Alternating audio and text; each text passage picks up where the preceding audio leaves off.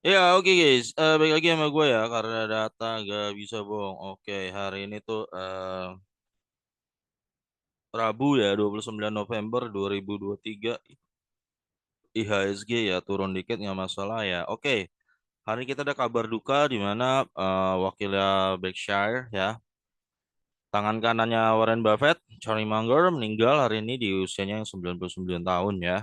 Oke, yang hari ini kita mau bahas adalah wisdomnya ya, kutipan-kutipannya.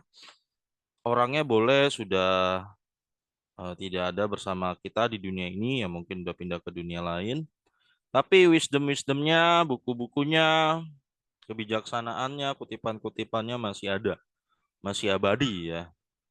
Ya itu yang mau kita belajar hari ini guys, 10 kutipan yang cukup terkenal ya. Investasi itu nggak cuman belajar ini ya guys, belajar wah taruh duit nggak begitu. Investasi itu juga harus belajar wisdom lah. Baca banyak-banyak baca buku ya. Kita tahu kutipan-kutipan terkenal misalnya dari Warren Buffett ya, if something is too unpredictable, forget it. Kalau sesuatu itu sudah sangat nggak bisa diprediksi, lupain aja. Nah itu kan wisdom, ilmu ya nggak. Ya Warren Buffett juga bilang apa, be fearful when others are greedy, be greedy when others are fearful ya nggak. Kalau eh, takutlah ketika orang-orang lagi pada tamak tuh, lagi ngejar sesuatu sampai di bono-bono pucuk, justru lo harus takut. Ya. Tapi jadilah tamak ketika orang mulai takut. Nah, disitulah kunci cuan yang sebenarnya. Nah, itu kan wisdom. Ya, kebanyakan yang gue perhatikan ya, yang gue lihat loss gede gitu ya.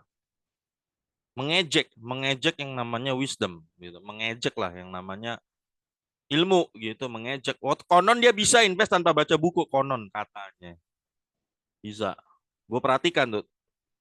Gue pernah ketemu satu orang yang loss dibuka ya, buka lapak. Itu dia ya pokoknya dia pernah pernah post lah di FB-nya itu, di FB lah,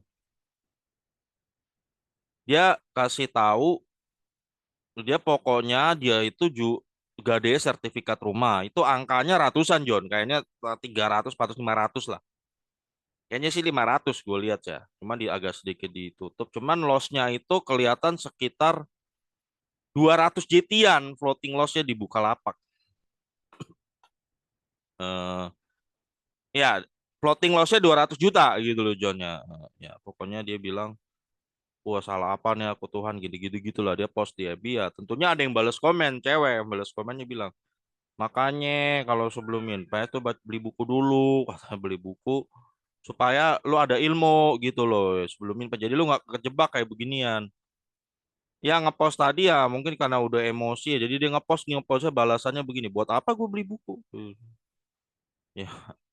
Nah itu poin gue gitu John ya. Kebanyakan yang gue perhatikan ya orang-orang yang kena loss gede itu nggak belajar loh, nggak peduli sama baca buku tuh nggak peduli, kelihatan banget. Beberapa hari lalu juga ada yang komen di YouTube gua kan, kan gua kan suka apa, cuma gua nggak mau debatin sih, jadi gua diemin aja. Dia kan gua kan suka bikin ya, oh kalau invest ini 20 tahun nih bakal jadi berapa berdasarkan data kita analisa kan. Dia malah komen, wah kalau kayak gini mah anak SD juga bisa gitu ya. Itu kali ya, bukannya apa ya, gua nggak mau komenin sebenarnya. Tapi lo tahu deh apa kata Warren Buffett soal history ya. Kenapa kita harus belajar dari sejarah? Ini contoh wisdom ya. Orang yang ngomong itu berarti dia kan pasti jarang baca buku gitu loh. Ya, Warren Buffett about history. Ya, Warren Buffett tuh pernah bilang kutipannya, masalah dari kita adalah orang itu tidak belajar dari sejarah. Orang-orang terkenal seperti Warren Buffett itu, nah ini nih, Warren Buffett pernah bilang gini, bikin quote. What we learn from history is that people don't learn from history. Apa yang kita belajar dari sejarah itu adalah orang-orang tuh nggak belajar dari sejarah. Ya, nggak belajar dari sejarah. Investasi itu ada sejarah. Sejarah. Ketika lu mempelajari sejarah, itu akan terulang lagi, John. Yang lu yang udah tahu sejarah, lu gak akan terjebak. Nggak akan. Itu pentingnya belajar sejarah di dunia investasi. Tapi kan kata orang, ada orang yang nggak biasanya nggak baca bilang buat apa belajar sejarah, anak SD juga bisa. Itu kelihatan tuh biasa aja, biasa aja. Ya itu John maksud gue sih nggak mau debatin aja. Ya. Capek kita berdebat tuh eh nggak ada eh, nggak ada faedahnya. Sama juga ada salah satu tokoh investor terkenal bahas sejarah ya, Dangerous Word in Investment. It's different this time. Nah ini, Bro. Nah ini dari Sir John Templeton ya. Ini contoh. Ini gue buat bilang orang yang jarang baca buku. Ya jarang lah memperbanyak wisdomnya, tapi komen gitu. Wah, buat apa nih belajar masa lalu? Anak SD juga bisa ya kan? Padahal kalau lu baca ya orang-orang tokoh-tokoh terkenal kayak Sir John Templeton ya, dia bilang gini, the four most dangerous word in investing are this time is different. Empat kata yang paling berbahaya dalam dunia investasi adalah kali ini berbeda. Maksudnya apa tuh John? Ya, misalnya kita udah tahu, udah belajar dari sejarah. Misalnya contoh saham-saham teknologi itu sering dipom-pom sampai bubble, sesuai nggak ada harga waras. Tapi udah kita kasih tunjukin soal bubble-nya internet dulu waktu robo pecah. Yang kemarin, contoh yang metaverse segala macam ya, udah diingetin atau bank digital udah diingetin. Orang yang lagi di pucuk dia akan bilangin, wah kali ini beda. Kali ini beda, John. Nah, inilah empat kata berbahaya ya dalam dunia investasi. This time it's different. Yang terjadi apa? Sama aja keulang lagi. Keulang lagi. Ya itulah. Ya itu John. Makanya pentingnya lu belajar dari sejarah. Belajar dari wisdom orang lain yang udah terkenal, yang udah terbukti lah. Nah itu. Nah gitu John ya. Makanya kalau gue ketika gue di ada yang komen ngapain belajar dari masa lalu anak SD juga bisa ya. Ya gue nggak perlu mendebatkan itu. Oke, sekarang kita mau belajar wisdom-wisdomnya Charlie Munger ya. Apa yang bisa kita petik dari kebijaksanaannya dia, kutipan-kutipannya, dan kita bisa tarik. Memperbanyak ilmu ini akan memperbesar kemungkinan lu untuk cuan di pasar modal, guys. Percaya, wisdom itu memperbesar kemungkinan lu untuk cuan di pasar modal ya. Ya, sebenarnya gue udah sering lihat deh orang yang jarang baca-baca begini ya. Apa tahunnya cuan-cuan doang itu, cuan-cuan doang itu biasa lebih sering loss. Yang kayak tadi gue ceritain di Bukalapak juga begitu. Sama. Oke. Ya, wisdom pertama yang kita dapat dari Charlie Munger adalah uang yang besar bukanlah terletak di membeli dan menjual, tapi di menunggu. Wih, keren ya. Ya. Jadi intinya gini, kalau lu mau dapetin cuan yang gede itu sebenarnya bukan di lu seberapa sering lu beli, seberapa sering lu jual, tapi di menunggu, John. Ya. Jadi ini maksudnya adalah cuan yang paling substansial ya dalam investasi sebenarnya umumnya paling sering tidak tidak berasal dari seberapa sering lu membeli dan seberapa sering lu menjual saham ya, atau lu dalam rangka berusaha timing the market ya. Timing the market tuh kayak gini, wih ini market mau merah nih, gue jual dulu, gue jual dulu, nanti tunggu ketika udah bottom banget merahnya gue baru masuk lagi. Masalahnya pas dia jual itu dia dalam posisi cut loss, bukan cuan ya, ini cut loss. Masalahnya pas dia nanti mau masuk lagi di bottom keburu terbang. Nah, dia nggak tahu posisi tepatnya. Nah, inilah ya investor-investor seperti Warren Buffett, ya Charlie Munger, siapa lagi lo boleh sebut lah, Paulo Keng Hong, siapa lagi? Peter Lynch, di mereka sangat tidak merekomendasikan lu untuk time the market. Nah, itu guys, itu kan wisdom kita dapat belajar dari orang yang udah hebat gitu loh. Ya. Tapi kan kalau orang yang nggak belajar maunya time the market ya. Maunya time the market. Ya silakan aja. Tapi cari manggur bilang lu hindari time the market. Adalah jadi time in the market, mau market merah hijau tetap di market itu menurut Charlie Munger. Ya. Atau mengkapitalisasikannya dalam fluktuasi yang hanya dalam singkat ya, seperti misalnya kebanyakan trader gitu kan atau gambler. Ya.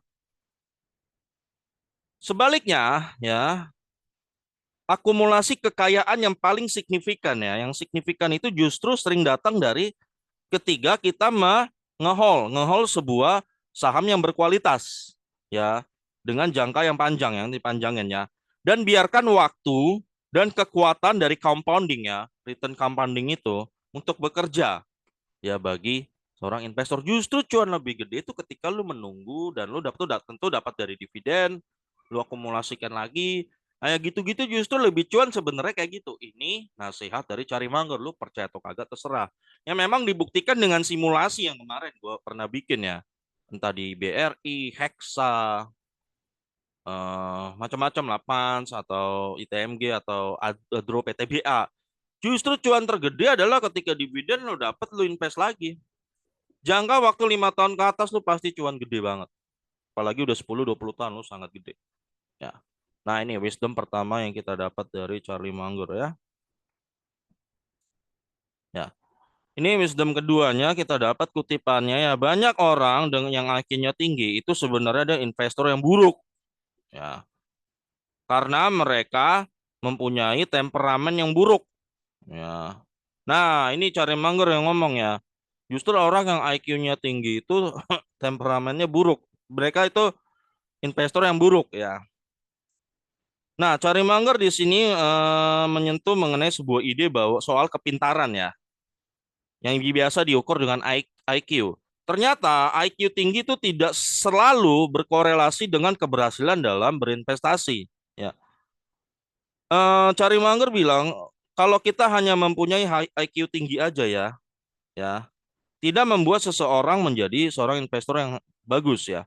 Faktanya, eh beberapa individual, beberapa orang yang sangat pinter ini ya, secara intelijennya, bahkan sangat mungkin itu berperforma sangat buruk di dunia investasi. Ya, karena kecenderungan sifat mereka dan temperamen mereka. Nah, ini dibuktikan ya. Peter Lynch juga pernah ngomong bahwa dalam dunia investasi itu yang diperlukan bukan education. Ini Peter Lynch juga setuju, sepakat ya. Benjamin Graham juga sepakat. Benjamin Graham, Charlie Munger, semuanya sepakat. Bukan IQ yang menentukan seseorang jadi investor yang berhasil.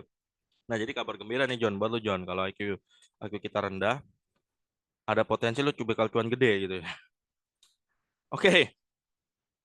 Nah, ini dibuktikan waktu itu dengan kisahnya Isaac Newton ya. Isaac Newton adalah salah satu orang yang ya kita bisa bilang terpintar di dunia pada zamannya kan. Tapi ternyata dia bisa loss gede di South Sea Company, perusahaan kedua terbesar di dunia sepanjang masa sesudah VOC ya.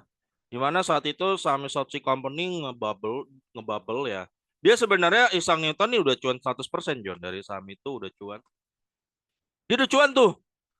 Tapi dia nafsu, mau masuk lagi di harga tinggi. Karena jangan-jangan gua bisa cuan gede nih. Dia masuklah dalam jumlah yang lebih banyak dari sebelumnya karena rakus dan akhirnya dia loss gede banget. Pokok kalau nggak salah gua di rupiah sekarang tuh sekitar 300 M atau miliar atau berapa ya. Kemudian menurut dalam bukunya Benjamin Graham dia bilang semenjak itu Isaac Newton eh, nggak mau dengar kata Sochi Company diucapkan di depan mukanya karena dia loss gede banget. Ya itu adalah contoh bukti ya menurut Benjamin Graham bahwa IQ aja menjadi pintar aja nggak cukup. Jadi sebenarnya yang paling berpengaruh di pasar modal yang pemenang sejati ya intelijen investor dalam pasar modal menurut Benjamin Graham adalah orang yang bisa mengendalikan emosinya, orang yang sabar. Nah itu guys. Nah ini wisdom lah ya. Sama kayak tadi wisdomnya Cari Mangger soal apa? Duit yang besar tuh bukan dari lu sering beli dan jual. Lu kalau baca statistik ya, ada istilah gini, the more you trade, the more you lose. Ya, ini memang bisa dibuktikan, John. Ya. The more you trade, the more you lose. Semakin lu sering trading, John, semakin sering lu lose. Itu ada statistiknya. Percaya atau enggak? Ya, makanya make sense enggak ucapan Cari Mangger yang pertama tadi soal itu ya make sense. Ya. Sometimes lu kalau mau cuan gede sebenarnya hanya tinggal menunggu waiting. Nah, ternyata waiting itulah yang hanya sedikit orang yang bisa melakukannya. Nggak cenderung orang yang IQ-nya tinggi mungkin berat untuk waiting ya. Ya bukan berarti nggak bisa ya. Kalau kita mau ya bisa aja. Oke, wisdom ketiga. Nah ini habiskanlah setiap hari dengan mencoba untuk menjadi lebih bijaksana daripada lu yang sebelumnya. Artinya ya perbanyak baca. Ya, dari sebelumnya lu bangun gitu loh ya. Ya. Nah, hal ini maksud dari kutipan ini adalah sebuah ide bahwa setiap hari itu menawarkan sebuah kesempatan bagi untuk self improvement gitu loh ya. Jadi apa ya istilahnya kita belajar lah guys setiap hari ya. Boleh belajar wisdom kayak gini ya, atau belajar apalah terserah, intinya usahakan kita harus jadi lebih bijaksana daripada kita sebelumnya, hari sebelumnya waktu baru bangun tidur ya. Charlie Munger menyarankan bahwa mengejar wisdom atau kebijaksanaan ya, kayak gini-gini kita lagi mengejar kebijaksanaan guys, dan pengetahuan haruslah menjadi sebuah komitmen yang rutin tiap hari gitu loh John ya.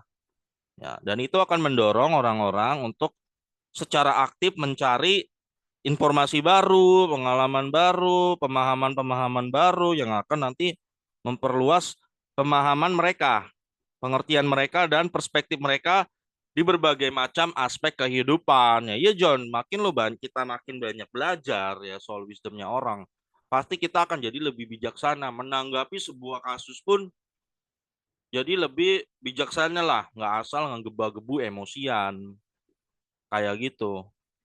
Eh, dan tentunya dalam dunia investasi semakin lu lebih bijaksana, lu semakin bisa bedain. Contoh, wah ini mah naik, ini naik nih saham nih, ini bukan fundamental nih, gue nggak ikut. I'm out, I'm not in lah kita bilang. Gue udah tahu ini ada bandarnya. Lu semakin memperbanyak, lu bisa ngontrol emosi kayak begitu. Ya. Dan ketika lu tahu, wah ini saham bagus, ya, atau misalnya terjadi lagi FOMO gede-gedean sebuah sektor, misalnya. Contoh kayak kemarin, wah sektor bursa karbon gitu kan. Ya semakin kita, ya karena kita udah pernah baca dulu di bukunya Benjamin Graham, hati-hati yang kalau dikit-dikit bilang, wah sektor ini bakal booming, sektor ini bakal booming. Biasanya nggak pernah bener. Nah ketika kita melihat, sektor karbon nih, bursa karbon nih, bakal to the moon, wah PGO naik. Ya. Nah di saat karena kita udah pernah baca bukunya, udah pernah baca buku, hati-hati yang bakal itu terulang-ulang. Ya akhirnya kita lebih bijaksana. Oh, kayaknya enggak deh. Nah, kayaknya ya. Terbukti kan sekarang bursa karbon ternyata nggak sebombastis yang diberitakan gitu kan. PGO naik ya share. Coba kita tes. Bentar ya guys. Sampai PGO. Turun lagi ya. Ya, oke. Nah, intinya begitulah guys ya. Perbanyak wisdom deh guys. Percaya atau enggak nanti eh itu akan melipat gandakan cuan kita lah di pasar modal. Ngaruh, ngaruh. Gue bilang ngaruh. Kalau ada yang bilang nggak ngaruh, gue nggak tahu ya. Setahu gue orang-orang top dunia ini 10 besar terkaya ini selalu ngomong begitu ya. Tapi kalau lo aja sendiri katanya anak SD itu bisa, ya gue nggak tahu ya. Ngaruh John, ngaruh John. Oke, wisdom selanjutnya ya. Oke, semua investasi yang cerdas ya adalah value investing menurut dia ya. Membutuhkan lebih daripada yang Anda bayar ya. Kamu harus menilai bisnis dalam rangka untuk menilai saham itu ya. Ini kutipan dari Charlie Munger ya, yang menyatakan bahwa inti dari value investing eh intinya ya, dan menekankan bahwa pentingnya pengertian atau nilai dari sebuah bisnis ketika kita mempertimbangkan sebuah investasi ya dalam saham ya. Penting guys ya. Bisnisnya kayak gimana, berprospek nggak. Juga jangan hanya sampai di situ guys. Kalau menurut gue lu harus lihat juga jembar saham beredarnya berapa, labanya berapa, tingkat dia bagi dividen berapa, DPR-nya berapa, yang bagi masuk ke kantong lo nanti tuh dividen. Nah, itunya berapa? Itu harus hitung-hitung juga. Jangan hanya karena wah, ini bisnis nih bakal meledak nih, bank digital nih ya nggak? Wah, wah, wah. Atau kemarin apa? Wah, ini bisnis apa nih? Yang mau meledak, mau bursa karbon, gini-gini, mau ke depan akan green renewable energy. Ya, lu jangan sampai situ doang. Kalau sampai situ doang ya lu pasti sering loss lah. Kan belum tentu konsep bisnisnya kelihatan mau benar-benar menguntungkan, belum tentu. Bisa aja lagi digoreng, bisa. Oke, ah sebenarnya sangat simpel ya untuk menghabiskan lebih sedikit daripada yang kamu dapatkan ya. Dan berinvestasi dengan lihai ya. Maksudnya investasinya jor-joran. Kita maksudnya pengeluarannya lebih dikit daripada pengeluaran yang kita dapatkan sisanya untuk investasi jor-joran ya. Hindari orang-orang toksik ya dan aktivitas-aktivitas toksik ya. Dan cobalah terus-menerus belajar dalam hidupmu ya. Learning all your life ya. Sepanjang hidup belajar. Dan banyaklah melakukan kepuasan yang tertunda ya. Apa ya ini Mas? Detached gratification itu semacam hobi-hobi yang kita senangi lah. Misal, kalau gue pribadi kan gue senengnya, misalnya gue baca buku sama belajar bahasa asing itu gue seneng banget. Nah itu gue baca buku, nulis sama belajar bahasa asing itu gue paling seneng dari dulu ya. Nanti gue planning kalau gue punya ada banyak waktu kosong lagi, gue pengen belajar coding gitu loh, pengen belajar. Gue sih udah ada basic-basic lah, ngoding ngoding basic Java gitu gue ada, sama ngoding apa? Kalau yang web tuh gue ada basic-basic lah, HTML sama CSS basic-basic. Gue pengen ngupdate, cuman waktunya lagi belum ada yang update ya. Tapi gue selalu kalau waktu kosong ngabisinnya di waktu-waktu gitu. Nah ini maksudnya ya, do a lot of data notification. Ya sisanya buat lo sendiri, apa aktivitas yang menyenangkan lo lakukan lah. Ya, lakukanlah. Ya intinya lu spend less ya, pengeluaran diperkecil gitu kan. Kalau nggak boleh lebih gede dari income. Nah sisanya sebisa mungkin lo harus investasi. Nah nanti investasi itulah yang akan menghidupi lu. Tinggal lu bisa banyak melakukan hal yang lu sukain gitu ya. Nah if you do all those things, kalau anda melakukan hal itu, kamu hampir pasti akan sukses. Nah lu hampir pasti guys. Jadi kalau lu saat ini udah arahnya di arah sana, ya lu hampir pasti sukses. Ya kenapa avoid toxic people ya dia bilang dan toxic activity. Gue nggak tahu sih guys ya. Gue kan kita beda kepribadiannya, ada yang ekstrovert, ada yang introvert. Emang emang sih guys, kalau menurut statistik ya, investor yang berhasil tuh rata-rata introvert. Ya. Successful rata-rata introvertnya. Charlie Munger introvert, Warren Buffett introvert, Bill Gates introvert. Apalagi? Ya banyak lah. Ya. eh Rata-rata tuh introvert ya. Ya, why introvert can make great investor ya. Kenapa ya? Mungkin hubungannya begini. Ya tapi gua nggak, makanya gua nggak tahu kalau lu misalnya kepribadian ekstrovert, karena ekstrovert kan mungkin punya sebuah masalah, dia tuh nggak bisa stay di rumah aja, mesti ya dia kan boring gitu kan ya. Makanya kalau orang ekstro kan dia harus cari kegiatan ngumpul bersama orang baru energinya tercas gitu loh. Nah kalau orang introvert John, justru ketika dia ngumpul sama orang energinya akan habis, dia lebih suka ngabisin waktu sendiri. Nah itu yang menyebabkan mungkin kenapa dia cenderung jadi bisa lebih investor yang berhasil, karena dia nggak perlu nongki-nongki sama temen nongkrong. Kan nongkrong habis duit John ya. Karena nongkrong habisin duit ya pasti kan, karena si introvert ini jarang nongkrong ya lebih enak di rumah, ya dia banyak duit bisa ditabungnya. Jadi mungkin itu korelasinya kenapa kebanyakan introvert jauh lebih berhasil dalam dunia investasi ketimbang ekstrovert, karena dia nggak perlu banyak habisin foya-foya duitnya. Nah ini yang mungkin dimaksudkan oleh si Charlie Munger ya. Ya, kalau kita lagi ya sadly mungkin kebanyakan bakal cocok konsep kayak gini untuk introvert. Avoid toxic people, avoid toxic activity. Toxic activity yang menurut gue mungkin yang di pemahaman gue ya itu ya, mungkin aktivitas yang sebenarnya lu lebih banyak membuang banyak duit lah. Sehingga lu spendnya jadi lebih gede daripada income lo, itu kan toxic ya namanya ya. Nah kalau lu bisa lakukan itu semua John, ya if you do all this thing ya, lu udah hampir pasti bakal sukses. Nah, lu udah bisa lihat diri lu sendiri, John. Menurut lu lagi di posisi mana nih? Ya. Apakah lu sekarang udah mulai kurangin pengeluaran, jangan sampai melampaui income, dan lu berusaha nabung sebanyak mungkin untuk investasi. Nah, kalau menurut Charlie Munger, kalau lu lagi di posisi itu, you are almost certain that you gonna be success. Ya. Lu udah hampir pastilah bakal berhasil. Nah, tapi kalau lu nggak melakukan ini, if you don't, you're going to need a lot of luck. Lu bener-bener butuh keberuntungan yang sangat gede lah ya. Ya. Ini menekankan pentingnya soal hidup di dalam with living one means. Ya, gue nggak ngerti nih within one means apa. Ya, pokoknya intinya by keeping expenses below the income, dengan tetap menjaga pengeluaran di bawah income, seseorang bisa menciptakan sebuah tabungan ya guys, yang bisa diinvestasi untuk masa depannya. Intinya gitulah.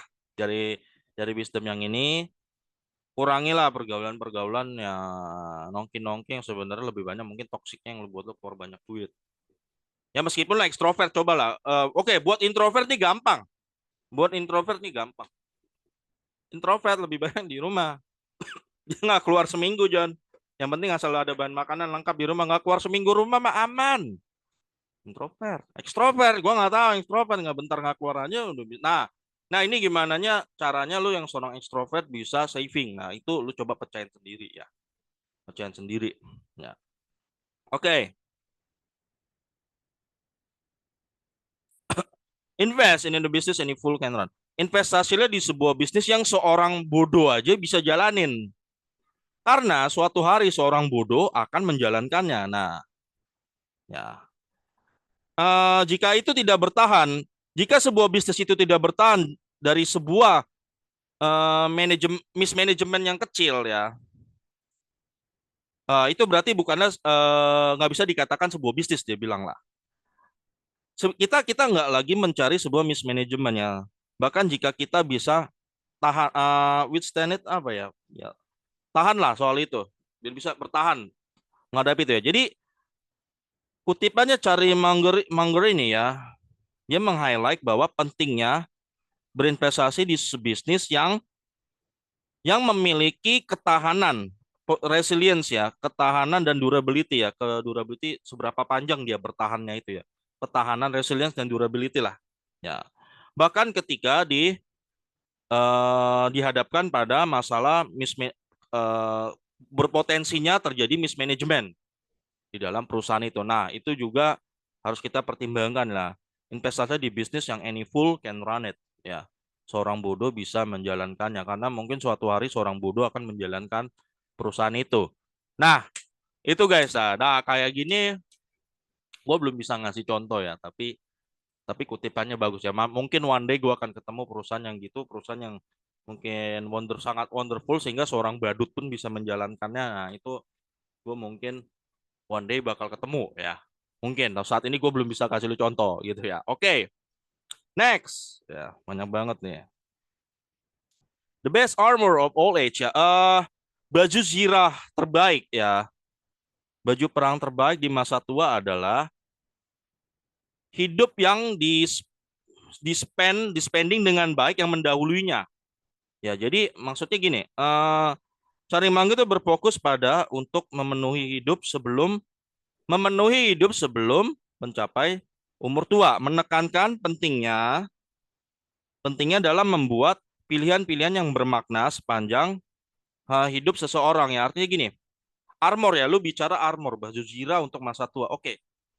Kita yang lagi muda nih, John ya. Contoh kayak gue kan masih 30-an 5 ya, udah mau dikit-dikit 40. Kita tuh udah harus planning gitu, umur 60, 50, 60. Artinya udah planning bahwa lu nyadar John, bahwa lu nggak mungkin kerja 24 jam. Nggak mungkin lu masih kerja eh, seminggu 5 hari. Lu harus ke kantor, bahkan ada yang 7 hari harus ke kantor mungkin ya. Nggak mungkin. Umur 20, 30 mungkin lo kuat. Tapi udah umur 40, 50 udah nggak kuat. Artinya Jojon ya artinya hidup itu harus dipersiapkan dari sekarang ya. Dari sekarang lo harus persiapin. Ya, ini waktunya gue udah tinggal dikit nih. Oke. Harus dipersiapin, artinya lu invest dari masa umur 20 30 lu invest sehingga nanti lu mungkin udah bisa pensiun di umur 45-an, 50. Lu udah tinggal nikmatin hidup gitu loh. Ya, itu disebut best armor ya di masa tua. Best armor of all age ya. Ya bagaimana cara lo menghabiskan hidup yang mendahulunya itu, yang mendahului masa tua, gimana lo membuat keputusan-keputusan yang bijaksana. Jangan foya-foya terus, jangan nomor 20, 30, foya-foya, 40, masih kerja lo, 50 habis. Nggak ada tabungan lo sama sekali, waduh, kocak deh lo, John. Nomor 60 juga nggak ada tabungan lo, kocak, John, ya. Ya, oke, next. Oke, ini kocak nih, ini kocak. Every time you hear EBITDA ya, setiap kali lu denger EBITDA, ganti aja itu dengan bullshit, dia bilang ya. Jadi menurut Cari Monger, EBITDA tuh bullshit. Nah inilah yang selalu dipakai Goto. Goto kan manajemennya selalu bilang wah EBITDA kita meningkat nih, wah EBITDA kita meningkat nih ya, EBITDA kita meningkat semua ya. Ya, cetak EBITDA positif. Nah, EBITDA. Nah, ini kita perlu belajar. Menurut Charlie Munger itu bullshit. Bullshit lah menurut dia. Ya. Gue sepakat. Kalau gue pribadi, gue sepakat. Kenapa? Buat apa lo EBITDA gede-gede segala macam ya? EBITDA itu kan earning before apa tax ya. What is EBITDA? EBITDA itu adalah pendapatan sebelum bunga, pajak, depresiasi, terus ada amor apa tuh? Amortisasi ya segala macam ya. Ini yang disebut EBITDA ya. Nah, inilah yang selalu dipakai di saham Goto. Lalu EBITDA ya. Menurut Cari Manggar itu bullshit. Ya, menurut dia bullshit. Ya.